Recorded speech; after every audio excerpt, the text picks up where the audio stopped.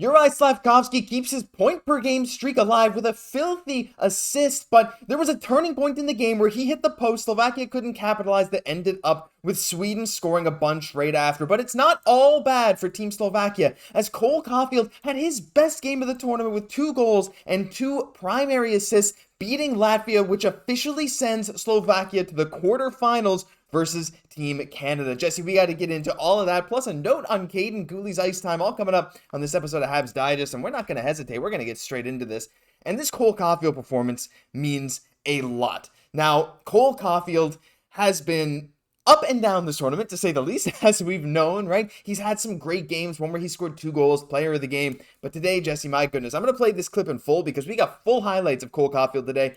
Take a look at this. So we see his first goal here in the slot, but Jesse, all over the ice today, not only was that goal scoring on display, but also his playmaking was on display. 2 primary assists, 2 goals, this knocking Latvia out of the tournament and officially sending Slovakia to the quarterfinals versus Canada. How do you feel knowing, first of all, that Caufield's finally getting into an incredible rhythm, but also that it's going to put Team Slovakia into the quarterfinals? And I'm sure we'll talk to them a bit more later as well.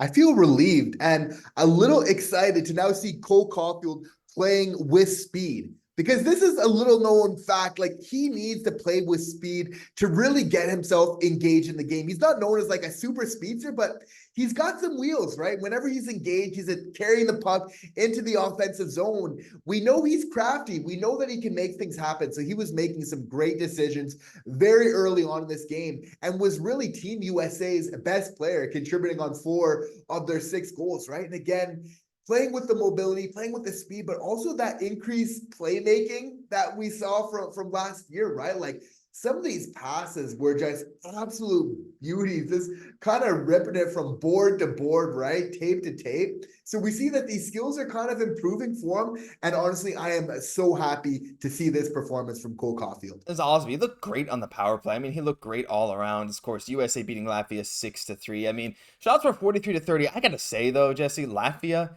one of the great stories of this tournament, as they were last year's. Like, Latvia's kind of been unbelievable over the last couple of years. Of course, they're missing Shilovs in net, but their own goalie had quite a good game, quite a good tournament in his own right, especially versus Slovakia just the other day. As we can see, Caufield, 2 goals, 2 assists, 4 points, and only 13 minutes of ice time, Jesse. That's a little lower than he usually does, but at one point when it was 3-0, he had 2 goals and 1 assist on the goal, the Team USA goal that he didn't score. So unbelievable stuff from him. But as we said, the big story here is about Team Slovakia, and you know that we are big Team Slovakia people, and we got a big matchup.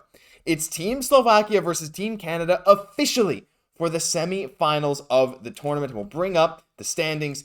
As of the end of tournament play, Slovakia finishes 4th in Group B, which lines them up with Team Canada in Group A. Yes, Latvia, if they had won in regulation and Slovakia had lost in regulation like they did to Sweden, then Latvia would have got in, but they didn't, thanks to Cole Caufield. And Jesse, even the Team Slovakia, they had a great day too. And we're going to show this Slav stuff again. What a filthy backhand feed to spearhead this goal. Again, up to 7 assists in 7 games. And that turning point right there, well, that's what unfortunately led to Sweden winning this game. And it ended up being, a final that a lot of Slovakians are probably not going to want to look at. It was 6-1 for Sweden.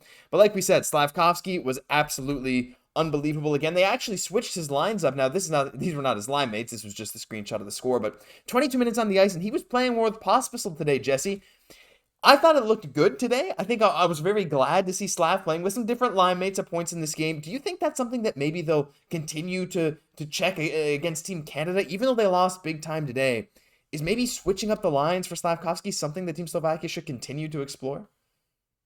Absolutely, because he's creating a lot of opportunities just for his teammates to finish it off, right? But again, when having a chance to play with Tatar, I would love to see more of that tic-tac-toe play that he set up. Like, what a chip pass on the backhand to really set that up, right? He's the one, again, starting the play by carrying the puck into the offensive zone. So I feel for Slovakia to really go far in this tournament, they're going to need their best effort from Slav, but they're going to need to do everything they can to get him going, right? And really keep producing. But I mean, now 7 points in 7 games, he's keeping it going, right? He's probably not the happiest after this game, but he knows, okay, he gets to, fight to live another day. And this is going to be a very, very interesting against Team Canada coming up here. I believe it's 7-7. It might have been 6-7. I can't remember. I think it's 7-7. But either way, still, his unbelievable passing streak continues. But that's the thing, Jesse. The goals have not come for him, but it's not for lack of trying. Like, he has started so many plays from his own zone where he'll skate up through neutral ice and create offensive opportunities. And like we said, there's a reason he's playing 22 minutes.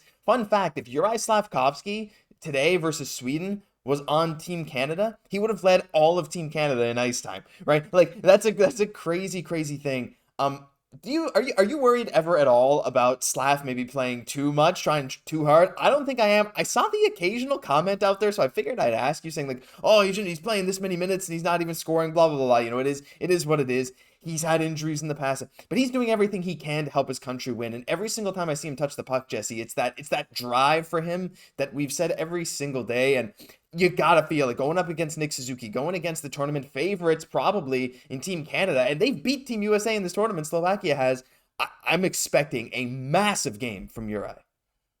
Yeah, Slav's going to be ready to go, right? And you can't keep him off the ice. We're talking about Slavzilla here, right? But just as against, Cole Caufield, Team USA, how he wanted those bragging rights, he's going to want the same thing with Cayden Guhle here, right? And Team Canada definitely can't be taking this team lightly, even though they're coming off a bad loss here, right? They're going to be motivated. They're going to be ready to go. They got the crowd that's going to be going for them. So this is an absolutely amazing game. I can't wait to talk about it with all of you guys. Yeah, it's going to be unbelievable. Thursday is the quarterfinal. And one note before we move on to our final topic of the video, Jesse, I wanted to talk a bit about Cayden Guhle.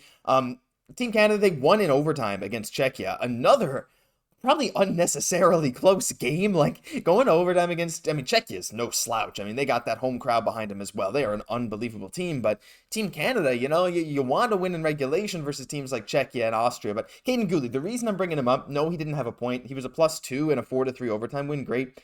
The 21 minutes and 23 seconds, Jesse, I know something that we've been keeping an eye on throughout this whole tournament is his ice time. He was number 1 on Team Canada today. In a 4-3 overtime win, Cayden Guhle led the entire team in ice time. And I think that's not negligible. That's something that I think we should be celebrating, even if just briefly. Absolutely. And he's really contributing a lot of ways, able to stuff a lot of plays defensively and then turn the puck around in the other direction, right? So he is playing great. It's amazing to see him get relied upon so much as such a young guy.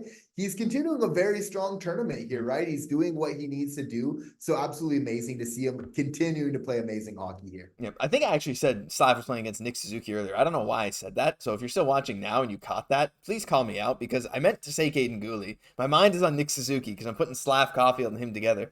I know Nick Suzuki's not playing. We're watching these games. Anyway, we're going to move on to the final topic of the video. And we wanted to talk about this just briefly. This has kind of been circulating in Habs circles. I know Arber Basu and Marc-Antoine Gaudin spoke about this today on the Basu and Gaudin show. I've seen it on YouTube some places. I've seen it. But look, it's something that we wanted to bring up just because, hey, why not bring it up? The Habs are looking for scoring talent. We know that for a fact. And we know for a fact that Nikolaj Ehlers is likely going to be shopped by the Jets in the lead up to the draft. Now, Jesse, Nik Ehlers is a very interesting player. A lot of Habs fans have a bit of a soft spot for him simply because of how he defended Jake Evans after that brutal Mark Scheifele hit. But Nik Ehlers, there's a problem with him. And the problem actually was highlighted in the Basu and Gaudin show today, but I was prepared to talk about this regardless of that. He's 28, number 1, so he doesn't necessarily fit the whole timeline. He's a good producer, but look at those playoff numbers. That's the big thing to me, Jesse. 4 goals, 10 assists in 37 playoff games.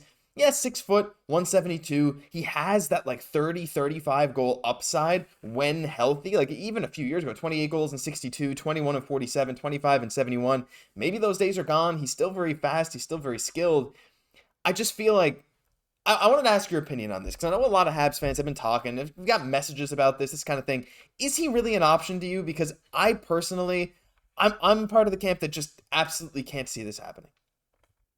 If he had a great year in the playoffs this year for the Winnipeg Jets, I would say yes, absolutely. But it's really the playoff performances that are the most important. I think Hughes is valuing this very much, kind of going into deciding what player he's going to be bringing into this team going forward. Besides the lack of kind of playoff performance, I would argue just, 6 feet is pretty good, but 172, I think it's missing a little bit of the strength, that we're kind of looking for there in our top 6, right? But, again, you got to consider Kent Hughes. You got to have that conversation internally because this is a guy that can score you 25 goals in a season, right? And that's not negligible. It's something that this team needs. However, I feel like he's not the solution. He would be an improvement, but he's not the answer that we're really looking for here in our top 6. So I definitely think we need to keep looking, but we will find that right player. Yeah, like Nik Ehlers is a very interesting guy. I'm actually going to check his contract right now live because why not? I mean, you guys are watching, you're probably interested. So the thing is, he's an expiring deal, right? $6 million for one more season. And you'd need to sign him to an extension, and that would be part of this trade. And signing a guy like that to an extension, even though he's only $6 million this year, whatever, only $6 million, but signing him to an extension is my big thing, Jesse. Jeff Gorton, Kent Hughes made it clear they don't want to sign long-term contracts to guys that are going to hit their decline because 28 is when your production really starts to drop. And around 30 is when 31, 32 is when you start your value starts to go down and down and down because even though you have that leadership, that experience, your point production and your foot speed starts to decline. So that's one thing too. I don't know about you, just final mention before we go, long-term contracts for guys that are going to last them into their mid-30s. At this point, I just don't think is something that the Habs need to do unless it's for a legitimate top-tier elite player. That's it. If we're bringing a vet who has, Stanley Cup types experience, which I think will be important for the Montreal Canadiens to bring on at some point to augment that further. For sure you bring on an older guy in that case, but that's another thing, not quite in the direction for Nikolaj Ehlers, just slightly outside of that age group that we're looking to build around. We know we want that young, established goal scorer, right? So just a little outside the cusp of that there. So unfortunately, probably not the best fit, but we're definitely gonna get the right player for us. But it's fun to talk about guys like this, right? It's fun to speculate about who the Habs could maybe trade for, and maybe there will be talks about this. Who knows what Kent Hughes and Jeff Gorton will be up to? It doesn't seem to make sense to us, doesn't seem to make sense to other analysts maybe looking at this, but maybe it makes sense to you, and if it does, we'd love to hear from you down below in the comments. But that'll do it for this episode of Habs Digest. If you enjoyed, leave a like, comment, subscribe to the channel. Help us hit 15,000 subs. It's a long way away. And realistically, if you're still watching at this point, you probably are subscribed. But in the off chance that you're not, hit that button. I think you'll enjoy everything else that we have coming. I'm Josh Gosse, my co-host, Jesse Poirier. We'll catch you in the next one.